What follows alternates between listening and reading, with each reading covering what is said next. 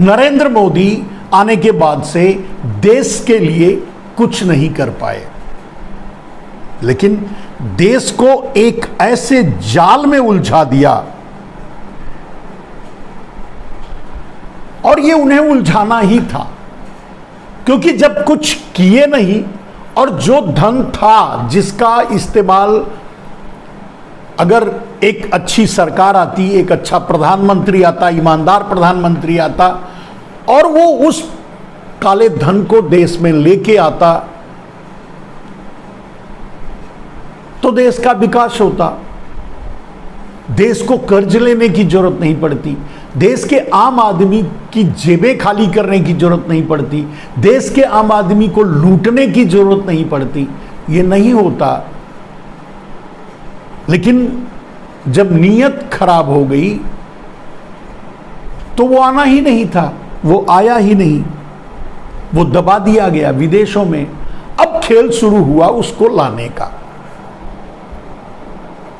नरेंद्र मोदी और गुजराती माफिया मिलकर के बहुत सी सेल कंपनियां बनाई, बहुत सी फ्रॉड कंपनियां बनाई, और ऐसे देशों से जहां डबल टैक्सेशन ट्रीटी भारत के साथ है, मॉरिशस, सिंगापुर, या ऐसे बहुत से छोटे छोटे देश हैं जिनसे 80-90 के आसपास ऐसे देश हैं, छोटे देश, जिनसे भारत का डबल टैक्सेशन ट्रीटी है, एक समझौता है कि भाई अगर हमारे देश का कोई आदमी आपके देश में रहकर व्यापार करेगा तो उसे कोई टैक्स देना नहीं पड़ेगा।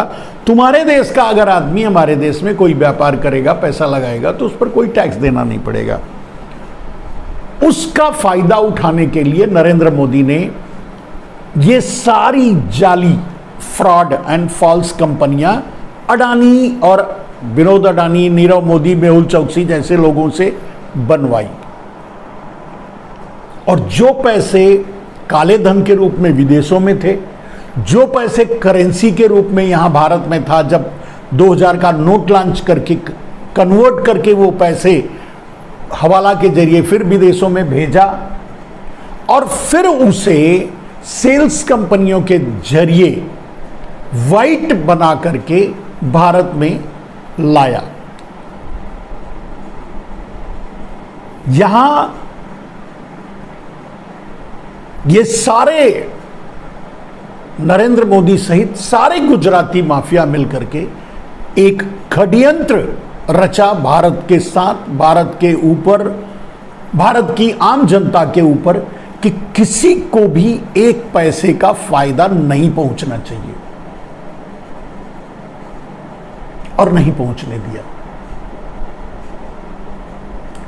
लेकिन उस काले धन को जो यहां से विदेशों में पहले से गया था और बाद में नरेंद्र मोदी ने लोगों को लूट करके इकट्ठा किया, वो, और वहां जो पहले से था हिस्सेदारी बंटवाई थी, वो सारे पैसों को फॉल्स और सेल्स कंपनियों के जरिए भारत में लाने की प्रक्रिया शुरू हुई।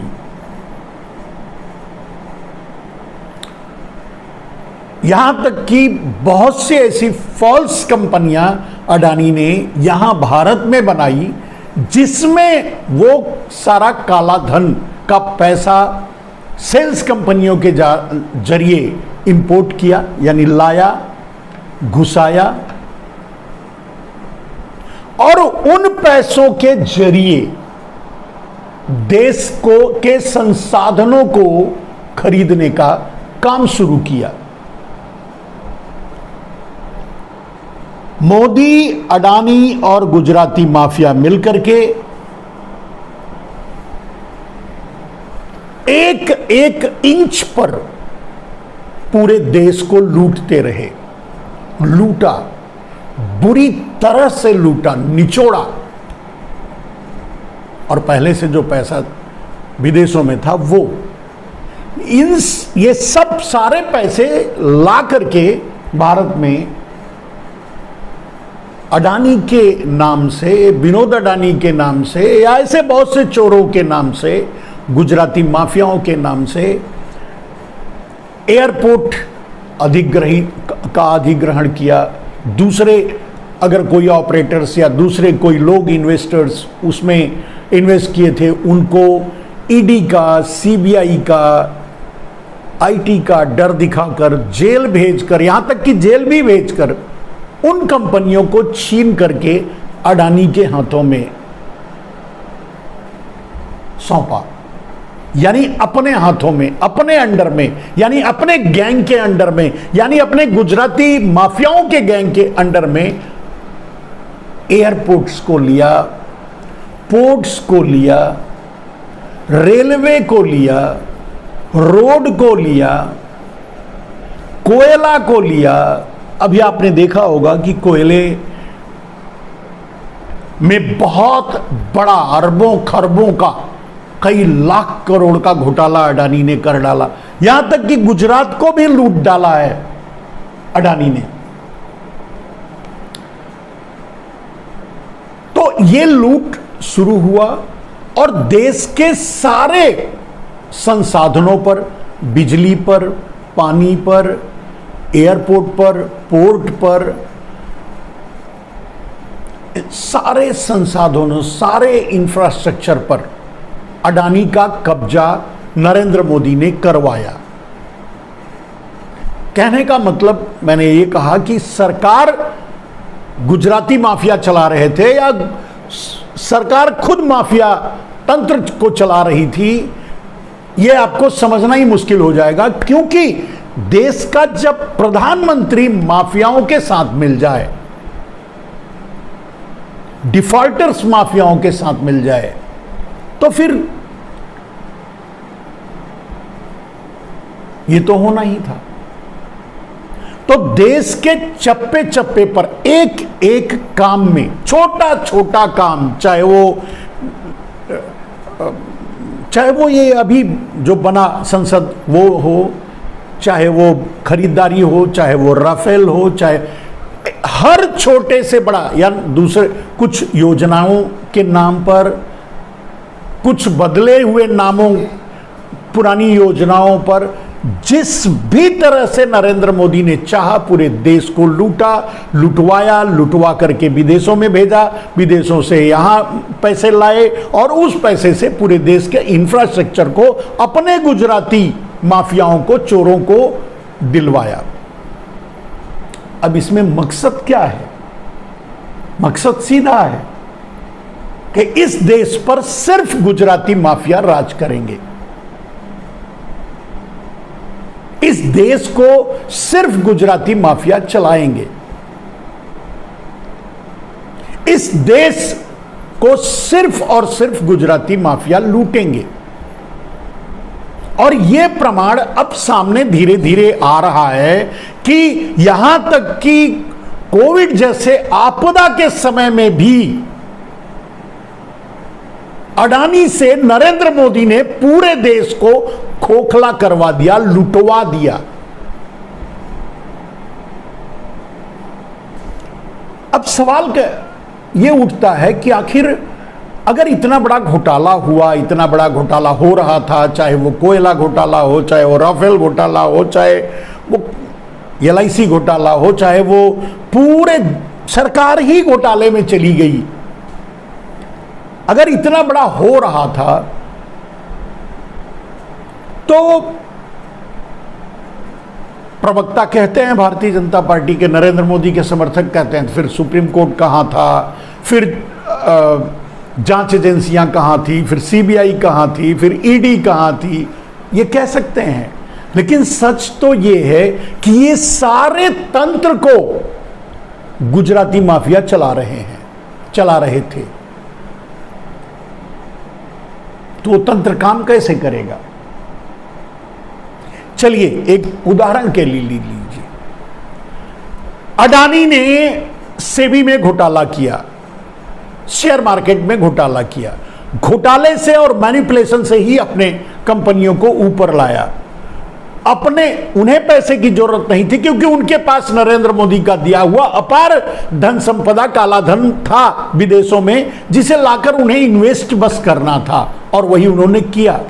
उसमें घोटाले हुए, वो काला धन लाया गया, उन्हीं काले धन के बल पे खरीदारी की गई, देश के इंफ्रास्ट्रक्चर को खरीदा गया, अडानी को सौंपा गया, ये सब कुछ किया जा रहा था। उस समय ईडी क्या कर रही थी, सीबीआई क्या कर रही थी, या देश की मॉनिटरिंग ऑर्गेनाइजेशन क्या कर रही थी? वो भी वही काम कर रही थी जो नरेंद्र मोदी कह रहे थे, और नरेंद्र मोदी वही कह रहे थे जो अडानी चाहता था, जो अडानी चाह रहा था। यानी सवाल कौन उठाता? चलिए एक अधिकारी ईडी का या सीबीआई का या कहीं अगर कुछ उसको दिखता तो वो किसके सामने रिपोर्ट करता? सारी एजेंसियां तो गुजराती माफिया चला रहे थे, उनके अंडर कंट्रोल में था। जो वो कह रहे थे वही वो सुन रहे थे, सुना रहे थे, बोल रहे थे। चलिए एक आध अधिकारी मान लीजिए अडानी पोर्ट पर गांजा पकड़ लेता है, अडानी पोर्ट पर ड्रग्स पकड़ी जाती है, अडानी, अगर एक आध अधिकारी इस तरह के कुछ सामने लाने की कोशिश करता है, कर भी देता है, उसे मानेगा कौन? उस पर जांच कौन करेगा? अब अगर आप ये कहते हैं कानून काम करेगा सुप्रीम कोर्ट में, सुप्रीम कोर्ट के पास जांच एजेंसियां जब उस मुद्दे को ले जाएंगी प्रमाण के साथ, तभी तो सुप्रीम कोर्ट कोई फैसला देगा। अब वो जांच एजेंसियां अगर गुजराती माफिया चला रहे हैं तो वो जांच एजेंसियां कैसे काम करेंगी? वो तो उन्हीं के पक्ष में काम करेंगे। और अगर एक आध बाहर निकल करके कुछ सामने लाती भी हैं तो वो आम आदमी तक कैसे पहुंचेगा? वो भी नहीं पहुंच पाएगा। आप पूछिए कैसे? भाई लोगों तक बातें समाचार माध्यम से, न्यूज़पेपर से, टीवी से जाएगा, और सारे टीवी, समाचार माध्यम, न्यूज एजेंसियां सबकी सब गुजराती माफिया चला रहे हैं, तो वो जाने ही नहीं देंगे, वो छपने ही नहीं देंगे, वो टीवी पर आने ही नहीं देंगे, लोगों तक पहुंचने ही नहीं देंगे, बात खत्म हो जाएगी। और वही हुआ, वही होता रहा। नरेंद्र मोदी का इतना बड़ा अत्याचार इस देश पर, इतनी बड़ी लूट इस देश के साथ, इतना बड़ा भ्रष्टाचार, दुनिया में कोई इतना बड़ा भ्रष्टाचारी नहीं है जितने बड़े नरेंद्र मोदी हैं, लेकिन उनके बारे में कोई कुछ नहीं बोल रहा है, समाचारों में नहीं छप रहा है, कोई डिबेट नहीं चल रहा है। चाहे अडानी का मामला हो जाए, चाहे अंबानी का मामला हो जाए, चाहे किसी भी चोर गुजराती और गुजराती माफियाओं का मामला हो जाए, कहीं नहीं चल रहा है, कहीं नहीं दिख रहा है, क्योंकि सारे मीडिया भी तो उन्हीं की है। तो कैसे लोगों तक पहुंचेगा? कैसे कोई जानेगा? कैसे कोई समझेगा? कैसे कोई किसी को पता चलेगा? सारी एजेंसियों को निष्क्रिय करके नरेंद्र मोदी उसे भी गुजराती माफियाओं के हवाले दे दिया कि तुम ही चलाओ। सेबी अडानी चलाते हैं, ईडी अडानी चलाते हैं, सीबीआई अडानी चलाते हैं, आईटी अडानी चलाते हैं। तो अडानी के खिलाफ बोलेगा कौन? विनोद अडानी के खिलाफ बोलेगा कौन? नीरव मोदी, मेहुल चौकसी के खिलाफ बोलेगा कौन? सामने कौन लाएगा? उजागर कौन करेगा? भ्रष्टाचार कौन सामने लाएगा? और अगर कोई गलती से करने की कोशिश भी करता है तो उसे उठाकर फेंक दिया जाता है। अभी अभी आपने सुना ही होगा सोशल मीडिया में, वो गोदी मीडिया और डाबर मीडिया और तो दिखाएगी नहीं, लेकिन सोशल मीडिया में आपको पता होगा कि सीएजी के 3 अधिकारी को उठाकर जहन्नुम में फेंक दिया गया, सिर्फ इसलिए कि वो कुछ सच उजागर करना चाहते थे, कोशिश कर रहे थे, लोगों को बताने की कोशिश कर रहे थे कि मोदी कितने बड़े भ्रष्ट हैं, कितने बड़े घोटालेबाज हैं, और पूरे देश की सारी संस्थाओं में घोटाला कर रहे हैं नरेंद्र मोदी। सरकार ही घोटाले की हो गई है, घोटाले की ही सरकार हो गई है, सरकार ही माफिया बन गई है, या यूं के और माफिया ही सरकार चला रहे हैं। ऐसे हालात में कौन लाएगा सामने, कौन उजागर करेगा? चलिए, कौन ब्यूरोक्रेट्स है जो ईडी का, सीबीआई का, आईटी का, कहीं का, वो कौन उन मुद्दों को उठाएगा सामने, उसकी जांच करेगा, उसकी रिपोर्ट लाएगा, सुप्रीम कोर्ट तक पहुंचाएगा, तब तो सुप्रीम कोर्ट कुछ करेगा या कुछ फैसला देगा। जब सब कुछ चोरों के हाथों में चला गया, चोर भी वही, चौकीदार भी वही, राफेल की जांच ही नहीं होने दी, पुलवामा की जांच ही नहीं होने दी, घोटालों की जांच होने नहीं देंगे, घोटाले को उजागर करने की कोशिश करेगा उसे उठाकर फेंक देंगे, सजा दे देंगे, निकाल देंगे। ईडी अगर बाहर होने की कोशिश करेगी, ईडी को अडानी के हवाले कर देंगे, आईटी को अडानी के हवाले कर देंगे। कौन बोलेगा, कैसे बोलेगा, कैसे सामने लाएगा, उजागर कैसे होगा मोदी का भ्रष्टाचार? क्योंकि अडानी ही मोदी है और मोदी ही अडानी है। अब ये जब एक प्रधानमंत्री को कितनी ताकत है, अब ये अंदाजा लगा लीजिए आप। शरेआम भ्रष्टाचार कर रहा है आदमी, भ्रष्टाचारियों को अपने साथ लेकर घूम रहा है आदमी, लेकिन कोई कुछ नहीं बोल पा रहा है, कुछ नहीं कर पा रहा है। आम आदमी तक वो बात ही नहीं पहुंचने दी जा रही है, उसके घोटाले को सामने लाने ही नहीं दिया जा रहा है, वो संसद में बात को उठाने नहीं दे रहा है, देश के सड़कों पर बात को उठाने नहीं दे रहा है। अगर कोई उनके मुद्दे को, कोई उनके भ्रष्टाचार को, कोई उनके अत्याचार पर उंगली उठा रहा है तो उसे घसीटवा करके फेंकवा दे रहा है जंतर मंतर से।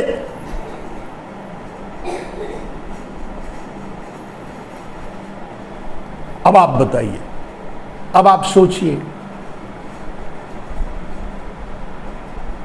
क्या आपने ऐसी सरकार की कल्पना की थी? क्या ऐसा ही आपकी कल्पना में था कि यही कुछ, ऐसा ही कुछ हो और ऐसा ही सरकार हो, ऐसी सरकार हो, ऐसा तंत्र हो? क्या आपने यही कल्पना की थी? यही चाहते थे आप?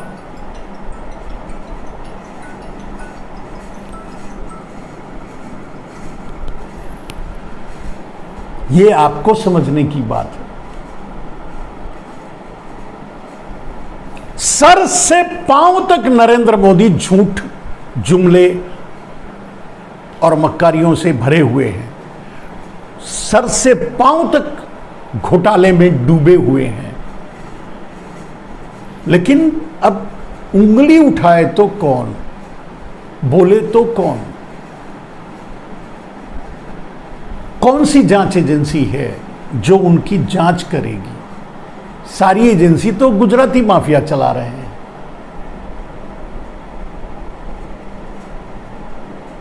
पूरा मंत्रालय गुजराती माफिया चला रहे हैं। और यूं कह सकते हैं कि अकेले नरेंद्र मोदी यानी अडानी चला रहे हैं, अंबानी चला रहे हैं।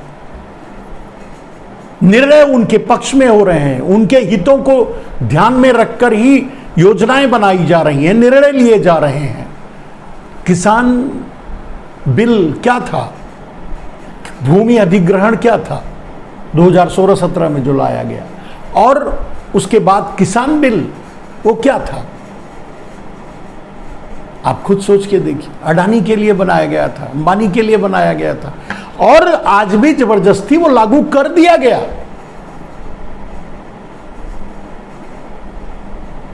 जब सब कुछ रोड अडानी का होगा, एयरपोर्ट अडानी का होगा, पोर्ट अडानी का होगा, बिजली अडानी का होगा, कोयला अडानी का होगा, तो देश का कोई भी उद्योगपति बिजनेस कैसे करेगा? और अगर वो पूरे देश को बेच देगा तो उसको उजागर कौन करेगा? क्योंकि मीडिया भी उन्हीं के हाथ में है, वही गुजराती माफिया मीडिया भी चलाते हैं, तो उसे उजागर कौन करेगा? लोगों तक पहुंचाएगा कौन? लोगों को बताएगा कौन? आपने कभी देखा कि अडानी पर कोई डिबेट चल रहा हो किसी न्यूज चैनल पे? सोशल मीडिया लड़ रहा है, यूट्यूबर्स लड़ रहे हैं, राष्ट्रवादी पत्रकार जो इनकी व्यवस्था में नहीं रह पाए वो बाहर निकलकर लड़ रहे हैं। लेकिन उसका क्या अर्थ है, उसका क्या मतलब है, उससे क्या फायदा है, उसकी क्या पहुंच है? अब उनके ऊपर भी कार्रवाई की जा रही है, उनको भी जेल भेजा जा रहा है, उनको भी धमकाया जा रहा है, उनके ऊपर भी सेडिशन का केस लगाया जा रहा है, उनके ऊपर भी यूएपीए लगाया जा रहा है। अब आप सोचिए कौन है? तो इसे आप क्या कहेंगे? माफिया सरकार या माफियाओं की सरकार या सरकारी माफिया? क्या कहेंगे इसे आप?